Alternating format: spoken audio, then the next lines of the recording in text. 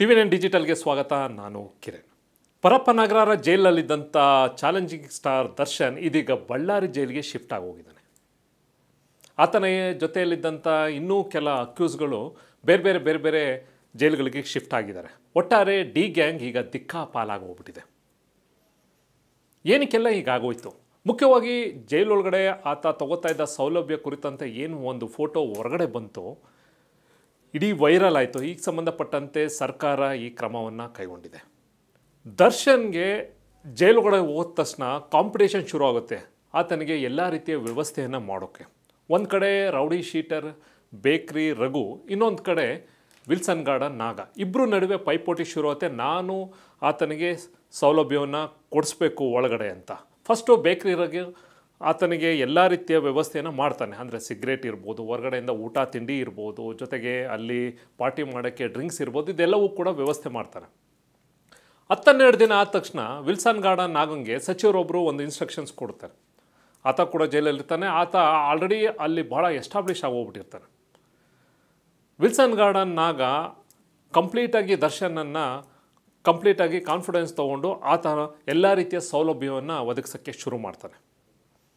ಆತನಿಗೆ ಹತ್ರ ಆಗಬೇಕು ಅಂತ ವಿಲ್ಸನ್ ಗಾರ್ಡನ್ ನಾಗ ತನ್ನ ಶಿಷ್ಯಂದ್ರ ಏನು ಹೊರಗಡೆ ಇರ್ತಾರೆ ಒಳಗಡೆ ಇರ್ತಾರೆ ಎಲ್ಲ ಸೇವೆಯನ್ನು ದರ್ಶನ್ ಮಾಡೋಕ್ಕೆ ಶುರು ಮಾಡ್ತಾನೆ.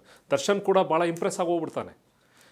ನಿಧಾನವಾಗಿ ಬೇಕ್ರಿ ರಘು ಸೈಲೆಂಟಾಗಿ ಈ ಒಂದು ವ್ಯವಸ್ಥೆ ಏನು ಮಾಡ್ತಾಯಿರ್ತಾನೆ ಆತ ದೂರ ಆಗಿಬಿಡ್ತಾನೆ. ಇನ್ನು ವಿಲ್ಸನ್ ಗಾರ್ಡನ್ ನಾಗಂಗೆ ಬರೀ ಅಲ್ಲಿ ವ್ಯವಸ್ಥೆ ಮಾಡಲ್ಲ, ಆತನಿಗೆ ಒಂದು ಇನ್ಸ್ಟ್ರಕ್ಷನ್ ಇರುತ್ತೆ. ಕೋಟ್ಯಾಂತರ ರೂಪಾಯಿ ವ್ಯವಹಾರ ಕೂಡ ಆತನಿಗೆ ಒಂದು ಡೀಲ್ ಆಗುತ್ತೆ. ಆ ಡೀಲ್ ಏನು ಅಂತಂದರೆ ಒಂದು 3 ವಿಚಾರಕ್ಕೆ ಡೀಲ್ ಆಗುತ್ತೆ. ಒಂದು, ದರ್ಶನ್ಗೆ ಭಾಳ ಚೆನ್ನಾಗಿ ಜೈಲಲ್ಲಿ ಎಷ್ಟು ದಿನ ಇರ್ತಾನೋ ಅಷ್ಟು ಚೆನ್ನಾಗಿ ನೋಡ್ಕೋಬೇಕು ಅನ್ನೋದು, ಅಂದರೆ ಯಾವುದಕ್ಕೂ ಕೂಡ ಕೊರತೆ ಆಗಬಾರ್ದು. ಮತ್ತೊಂದು, ಆತ ಜೊತೆಯಲ್ಲಿ ಒಂದಷ್ಟು ಜನ 17 ಜನ ಈ ಒಂದು ರೇಣುಕಾಸ್ವಾಮಿ ಕೊಲೆ ಪ್ರಕರಣದ ಅರೆಸ್ಟ್ ಆಗಿದೆ. ಕೆಲವೊಂದಷ್ಟು ಜನ ಸರೆಂಡರ್ ಆದರು, ಕೆಲವೊಂದಷ್ಟು ಜನ ಬೇರೆ ಕಾರಣಗಳಿಗೆ ಈ ಒಂದು ಸಂಬಂಧ ಕೇಸಲ್ಲಿ ಫಿಟ್ಟಾಗಿ ಒಳಗಡೆ ಜೈಲಲ್ಲಿದ್ದಾರೆ. ಅವ್ರನ್ನ ಯಾವುದೇ ರೀತಿಯ ಏನಂದರೆ ಹಿಂದೆ ಒಂದು ಮಾತು ಕೊಟ್ಟಿದ್ರು ಅವರು, ರೇಣುಕಾಸ್ವಾಮಿ ಕೊಲೆ ಆದಾಗ ಒಂದಷ್ಟು ಜನನ ಸರೆಂಡ್ರ್ ಮಾಡಿಸೋದು, ಒಂದಷ್ಟು ಜನನ ವಿಟ್ನೆಸ್ಸಿಂದ ಹಾಸ್ಟೆಲ್ ಮಾಡಿಸೋದು, ಈ ಥರದ್ದೆಲ್ಲವೂ ಕೂಡ ಅಂದರೆ ಅದು ಕೋರ್ಟ್ ವೆಚ್ಚ ಇರ್ಬೋದು, ಫ್ಯಾಮಿಲಿ ಮೇಂಟೈನ್ ಮಾಡ್ಕೊಳ್ಳೋದು, ಇದೆಲ್ಲವೂ ಕೂಡ ಮಾತುಕತೆ ಆಗಿತ್ತು. ಅದಕ್ಕೆ ಸಂಬಂಧಪಟ್ಟಂತೆ ನಾಗ ಏನು ಅಕ್ಯೂಸ್ಗಳಿದ್ದಾರೆ ಸುಮಾರು ಒಂದು 10 ರಿಂದ 11 ಜನ, ಅಂದರೆ ಫೈನಾನ್ಷಿಯಲಿ ವೀಕ್ ಇರುವಂಥ ಈ ಒಂದು ಪ್ರಕರಣದಲ್ಲಿರೋರಿಗೆ ಅವರ ಮನೆಗೆ ಪ್ರತಿ ತಿಂಗಳು 25,000 ರೂಪಾಯಿ ಕೊಡುವಂಥ ಈಗಾಗಲೇ 2 ತಿಂಗಳು ಕೊಟ್ಟಿದ್ದಾರೆ. ಕೆಲವೊಂದು ಫ್ಯಾಮಿಲಿಗಳಿಗೆ ಈಗಾಗಲೇ ಏನು ಅಕ್ಯೂಸ್ಗಳಿದ್ರೆ ಅವ್ರ ಮನೆಗೆ ತಲುಪಿಸುವಂಥ ಕೆಲಸವನ್ನು ಕೂಡ ನಾಗ ಮಾಡಿದ್ದಾನೆ. ಅದು ಹೊರಗಡೆ ಇರುವಂಥ ಆತನ ಏನು ಅಸೋಸಿಯೇಟ್ಗಳ ಮೂಲಕ ಮಾಡಿದ್ದಾನೆ. ಅಂದರೆ ದೊಡ್ಡ ಪ್ರಮಾಣದ ಅಮೌಂಟು ನಾಗಂಗೆ ಈ ಒಂದು ಪ್ರಕರಣದಲ್ಲಿ ಬಂದಿತ್ತು ಅಂತ ಹೇಳಾಗ್ತಾಯಿದೆ. ಅಂದರೆ 2 ವಿಚಾರ, ಒಂದು ಆತನಿಗೆ ಒಂದು ಕ್ಯಾಶ್ ಬಂದಿತ್ತು, ಇನ್ನೊಂದು ವಿಚಾರ ಆತನಿಗೆ ಸಂಬಂಧಪಟ್ಟಂತೆ ಒಂದು ಯಾವುದೋ ಒಂದು ಪ್ರಾಪರ್ಟಿ, ಒಂದು 22,000 ಸ್ಕ್ವೇರ್ ಫೀಟ್ ಇರುವಂಥ ಮಾದೇಪುರದಲ್ಲಿರುವಂಥ ಪ್ರಾಪರ್ಟಿ ಎಲ್ಲ ಒಂದು ಸರಿ ಟೆಕ್ನಿಕಲಾಗಿ ತಗಲಾಕೊಂಡಿತ್ತು. ಅದನ್ನು ನಾನು ಬಿಡಿಸ್ಕೊಡ್ತೀವಿ ಅಂತ ಗಣ್ಯರೊಬ್ಬರು ಆತನಿಗೆ ಆಶ್ವಾಸನೆ ಕೊಡ್ತಾರೆ. ದರ್ಶನ್ಗೆ ಈ ರೀತಿ ನೀನು ನೋಡ್ಕೊ, ಆ ಪ್ರಾಪರ್ಟಿ ನಿನ್ನಂಗೆ ಆಗಂಗೆ ನಾನು ಮಾಡಿಕೊಡ್ತೀನಿ ಅಂತ ಇರ್ತಾರೆ. ಯಾಕೆಂದರೆ ಕೋಟ್ಯಾಂತರ ರೂಪಾಯಿ ಬೆಲೆ ಬಾಳುವಂಥ ಪ್ರಾಪರ್ಟಿ. ಇದೆಲ್ಲವೂ ಇನಿಷಿಯೇಟಿವ್ ತೊಗೊಂಡಂಥ ನಾಗ ಈಗಾಗಲೇ ಒಂದು ಕಡೆ ದರ್ಶನನ್ನು ಭಾಳ ನೀಟಾಗಿ ಆತನ ಎಕ್ಸ್ಪೆಕ್ಟೇಷನ್ಗಿಂತ ಜಾಸ್ತಿ ಚೆನ್ನಾಗಿ ನೋಡ್ಕೊಳ್ಳೋದು, ಮತ್ತು ಜೊತೆಗೆ ಅಕ್ಯೂಸ್ಗಳು ಯಾರ್ಯಾರಿದ್ರು ಅವ್ರಿಗೆಲ್ಲರೂ ಕೂಡ ಫ್ಯಾಮಿಲಿಗೆ ದುಡ್ಡನ್ನು ಕೊಡಿಸಿ ಅವ್ರನ್ನ ಕಾನ್ಫಿಡೆನ್ಸಿಗೆ ತೊಗೊಳ್ಳೋವಂಥದ್ದು.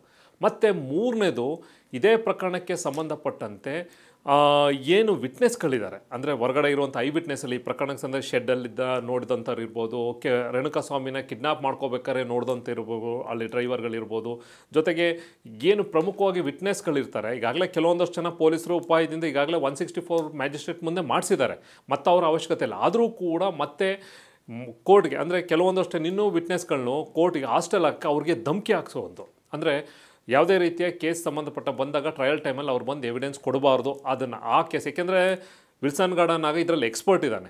ಹಿಂದೆ ಆತನ ಮೇಲಿದ್ದಂಥ ಕೇಸ್ಗಳನ್ನು ಕೂಡ ಆತ ಖುಲಾಸೆಯಾಗಿ ಹೊರಗಡೆ ಬಂದಿದ್ದಾನೆ. ಆತ ಮಾಡಿದರೂ ಕೂಡ ಒಂದು ಕೋರ್ಟ್ನಲ್ಲಿ ಸರಿಯಾದ ಎವಿಡೆನ್ಸ್ ಸಂಬಂಧಪಟ್ಟಂತೆ ಸಾಬೀತಾಗದ ಕಾರಣ ಖುಲಾಸೆ. ಹಾಗಾಗಿ ಈ ಕೇಸನ್ನು ಕೂಡ ದರ್ಶನ್ನ ಈ ಕೇಸಿಂದ ಹಿಂಗಾದ್ರೂ ಮಾಡಿ ಬಚಾವ್ ಮಾಡಲೇಬೇಕು ಅಂತ ನಾಗ ಎಲ್ಲ ರೀತಿಯ ವ್ಯವಸ್ಥೆಯನ್ನು ಜೈಲಲ್ಲಿ ಒಳಗಡೆ ಇತ್ಕೊಂಡು ಆತ ಮಾಡ್ತಾಯಿರ್ತಾನೆ.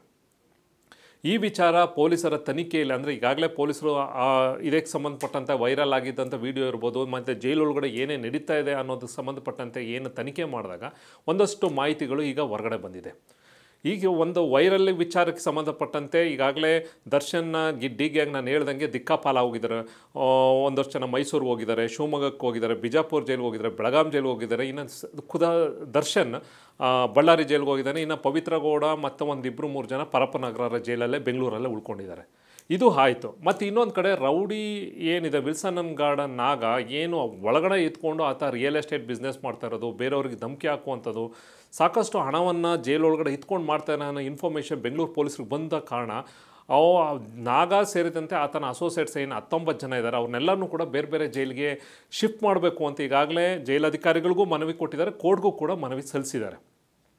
ಬಹುಶಃ ಈ ಒಂದು ಸಂಬಂಧಪಟ್ಟಂಥ ಕೋರ್ಟ್ ಇಮಿಡಿಯೇಟಾಗಿ ಆತನನ್ನು ಬೇರೆ ಜೈಲಿಗೆ ಶಿಫ್ಟ್ ಮಾಡ್ತಾರೋ ಅನ್ನೋದು ಒಂದು ಕಡೆ ನೋಡಬೇಕು.